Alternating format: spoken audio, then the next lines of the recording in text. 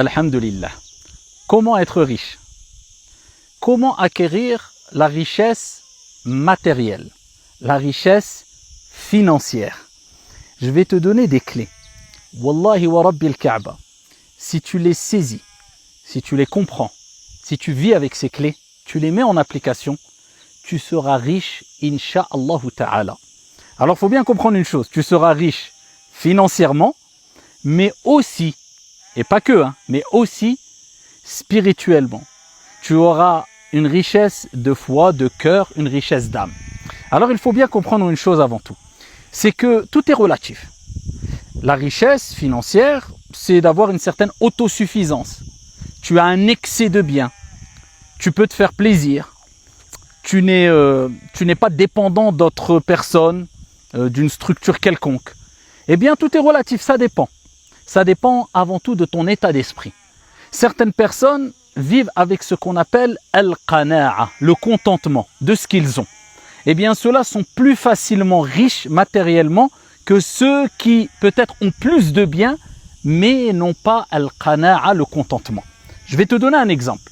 Et ensuite, par la suite, on va développer les clés concrètes qui te permettront, insha'Allah ta'ala, d'être riche. Une personne qui a réussi à avoir un mode de vie assez modeste, il s'est habitué à cela puisqu'il a un certain contentement, le qana'a, il se suffit de peu, il ne rentre pas dans l'excès. Celui-là, s'il a un excès de 20 000 euros dans son compte, il se considérera comme très riche, puisque lui, il a l'habitude de vivre avec peut-être 1 500 euros par mois, ou 2 000 ou 2 500 euros par mois, peu importe, et cela lui suffit et lui permet de mettre de l'argent toujours de côté chaque mois. Donc, alhamdulillah, avec ces 20 000 euros de côté, il se sent vraiment riche. D'autres personnes n'ont pas al-qana'a, le contentement. Ils ne sont jamais rassasiés. Ils ne vivent pas avec cet état d'esprit qui est « il faut que je me contente de ce que j'ai, que je ne rentre pas dans l'excès, dans trop de gaspillage », eh bien, il en veut toujours plus. Même s'il gagne 50 000 euros par mois, même s'il a 500 000 euros dans son compte bancaire, puisqu'il n'est jamais rassasié, puisqu'il ne vit pas avec le qana'a, le contentement, eh bien, il ne se sent jamais riche et donc il n'est jamais satisfait et donc il n'est jamais heureux. Donc, pour lui, ce n'est pas une vraie richesse, puisqu'il n'a pas accédé à la première richesse qui te permet de te satisfaire et de profiter de la richesse matérielle, à savoir la richesse du cœur. Et la richesse du cœur, c'est quoi? C'est al-qana'a, c'est le contentement. Et pour argumenter cela, je vais te donner quelques textes prophétiques et quelques versets coraniques. Allah subhanahu wa ta'ala, il nous rappelle ça maintes fois dans le Coran, ainsi que le prophète sallallahu alayhi wa sallam. Prenons l'exemple du hadith authentique où Abu Dhar radiyallahu anhu wa arda, il nous rapporte que le prophète alayhi salatu wa sallam lui a dit « Ya Aba Dhar, atara kathrat al-mal huwa al-ghina » Est-ce que tu vois le fait d'avoir beaucoup d'argent, une grande quantité d'argent comme étant la richesse? Il dit « Na'am ya Rasulallah » Il dit « C'est ça la richesse, avoir beaucoup d'argent. » Il dit « Et est-ce que tu vois le fait d'avoir peu de biens, peu d'argent comme étant la pauvreté? Il dit « Na'am ya Rasulallah » Il dit « Bien sûr, c'est ça la pauvreté, le fait d'avoir peu d'argent. » Et il lui dit « Ya Aba Dhar, al-ghina ghina al-qalb, wal-faqru faqru al-qalb. » Il lui rappelle que la richesse matérielle et la pauvreté matérielle dépendent de la richesse du cœur et la pauvreté du cœur. Il dit la richesse, c'est la richesse du cœur et la pauvreté, c'est la pauvreté du cœur. Donc comprends bien. En plus, ensuite, on va donner les clés pour être riche matériellement. Ne t'inquiète pas. Alors, là, tu comprends déjà qu'il est indispensable d'avoir cette richesse du cœur, cette richesse d'âme, pour pouvoir profiter de cette richesse matérielle et voir ce que tu as entre les mains, comme bien, comme matériel, comme argent, comme une réelle richesse, et profiter en étant rassasié avec un contentement sans vouloir toujours plus et sans tomber dans un excès qui ne te rendra jamais satisfait. Pour argumenter encore cela, un hadith extraordinaire rapporté par Ibn Majah. Le prophète sallallahu alayhi wa sallam a dit « Celui qui fait de sa vie d'ici-bas son principal objectif, son principal but à atteindre, Allah subhanahu wa ta'ala mettra le désordre dans ses affaires. Il va éparpiller ses affaires. » Et on voit des gens aujourd'hui ils ne savent plus où mettre de la tête. Ça marche bien leur commerce, leur affaire fonctionne très bien, mais il ne sait plus où mettre de la tête et il est perdu, il n'a plus de temps, ni pour lui, ni pour sa famille, a fortiori, encore moins pour la religion. Pourquoi? Parce qu'Allah Azza wa Jalla a dispersé ses affaires. C'est la base pour être riche, c'est de comprendre ce hadith-là. Celui qui fait de cette vie d'ici-bas son principal souci, son principal objectif à atteindre, Allah va mettre du désordre dans ses affaires. Et il ne trouvera devant lui que la pauvreté al-faqr.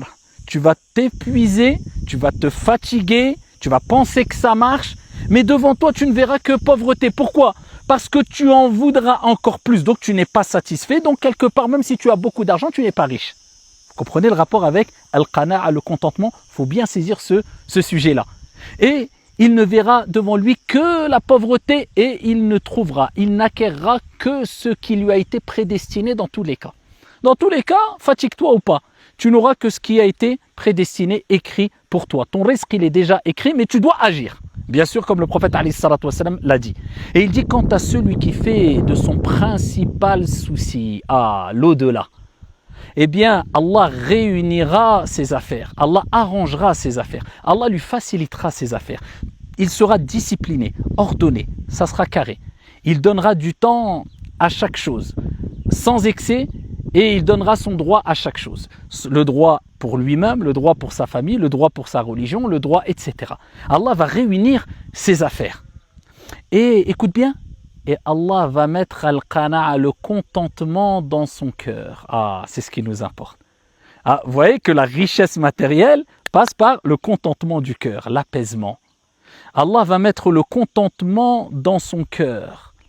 Et cette vie d'ici-bas viendra à lui, contrainte. Que tu le veuilles ou non, la vie d'ici-bas, c'est elle, ad-dunya, qui va venir à toi. Pas besoin de courir aveuglement, comme un fou furieux, qui ne pense qu'à et qui ne pense jamais à sa religion, en te fatiguant. Non, t'inquiète pas. Tu fais devancer l'au-delà, tu gardes les pieds sur terre, Allah va mettre le qana'a, le contentement dans ton cœur, et cette vie d'ici-bas, elle viendra à toi. Dunya, avec ses biens, viendront à toi. Donc si tu as déjà compris ça, écoute bien, tu as compris la première clé, la principale des clés, car c'est la base. Tu fais de cette dunya une option, et tu ne la mets pas de côté. Sois riche, il n'y a aucun problème. Puisque cette richesse-là, elle ne t'aura pas détourné de ton Seigneur et des actes d'adoration. Puisqu'elle ne sera pas rentrée dans ton cœur à tel point que tu deviennes aveugle. À partir de ce moment-là, tu seras reconnaissant envers ton Seigneur. Et le prophète alayhi salatu wassalam a dit, Allah est satisfait d'un riche. Ah, tu es riche, tu as beaucoup d'argent, tu as des belles voitures, tu as... Ok, mais reconnaissant. Là, tu seras reconnaissant. Puisque cette dunya ne sera pas dans ton cœur à tel point qu'elle te détourne de ton Seigneur, mais elle sera dans tes biens, dans tes poches plutôt, ou même dans ton cœur, mais sans excès. Elle ne te détournera pas de ton Seigneur. Bien au contraire, tu seras reconnaissant en donnant de l'argent, puisque tu auras réussi le test. En donnant aux pauvres, en aidant les gens, en faisant des actes d'adoration à travers ton argent, en rendant heureux les gens, puisque l'argent soit ne fait pas le bonheur, mais contribue au bonheur à partir du moment où tu l'utilises correctement. Donc première des choses, tu veux être riche, passe par la richesse du cœur. La richesse du cœur, c'est le contentement al-qana'a.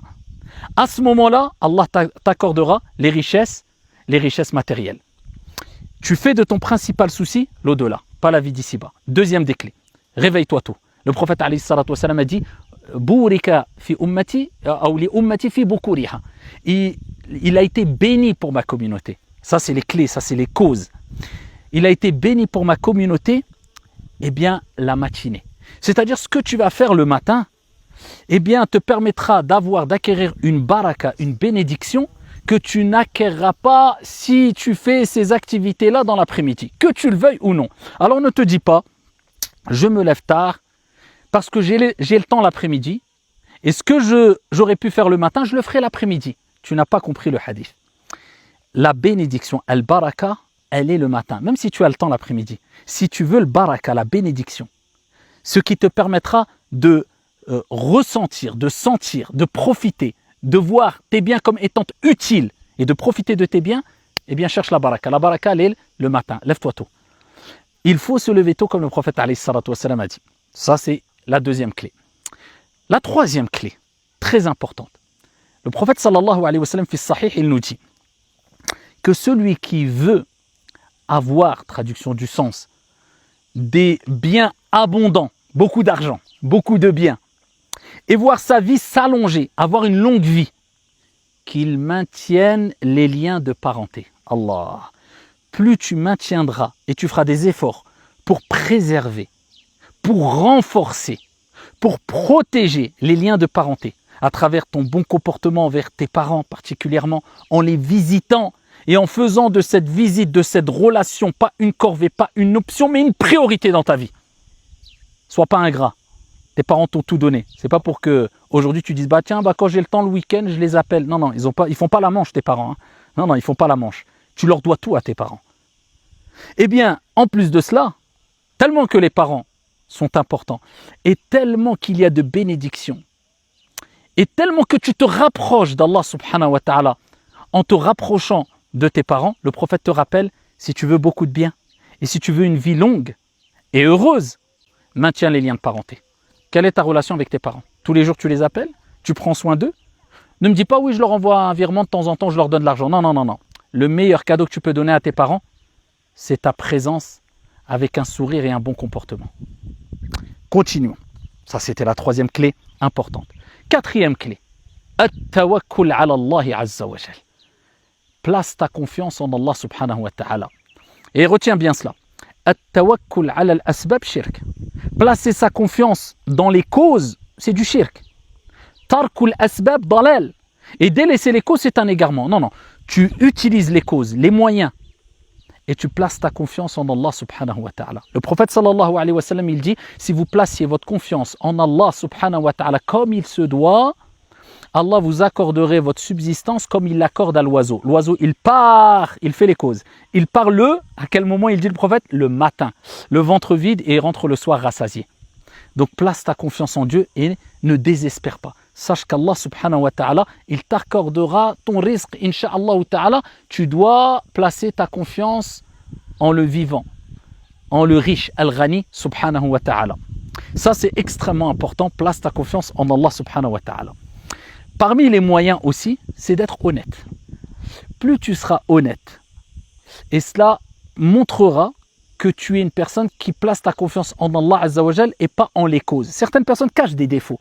Parce qu'il place sa confiance dans les causes. Il dit, oui, mais si je montre ce défaut-là dans ma marchandise, eh bien, je ne vendrai pas ma marchandise. Donc, tu n'as pas placé ta confiance en Dieu. Tu as placé ta confiance en ta marchandise. Le croyant, il est juste honnête, transparent. Il dit tous les détails. Il mentionne tous les défauts.